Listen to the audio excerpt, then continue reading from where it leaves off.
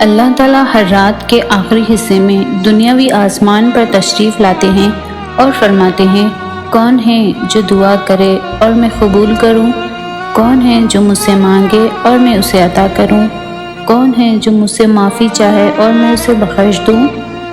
تڑپ جب دل میں اترتی ہے تو دل رات کے آخری پہر میں اللہ کو ڈھونڈنے لگتا ہے، اور جانتے ہو وہ اپنی تلاش کی طلب لگاتا ہی تب ہے جب وہ چاہتا ہے کہ میرا بندہ مجھ تک پہنچ جائے۔ پھر رب کے آگے جھکنے سے، اپنی غلطیاں تسلیم کرنے سے، خود کو اس کے سپرد کر دینے سے وہ اللہ آپ کی روح میں سکون بھر دیتا ہے، ساری الجھنیں سلجھا دیتا ہے، ساری پیاس بجھا دیتا ہے۔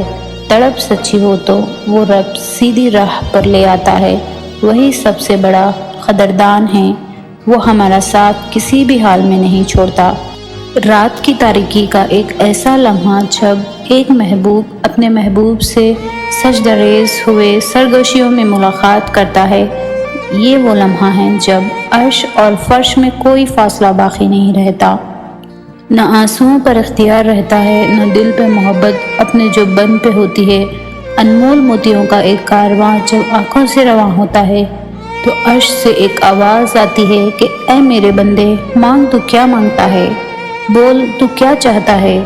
تہجد ہر اس شخص کے لیے تحفہ ہے جو اللہ سے اپنی بات منوانا چاہتا ہے۔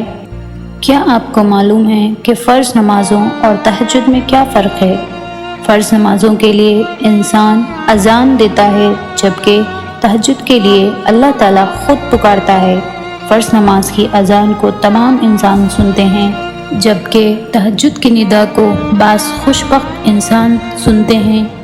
فرض نمازوں کو بہت سارے لوگ پڑھتے ہیں، جبکہ تہجد کو اللہ تعالیٰ کے خاص بندے پڑھتے ہیں۔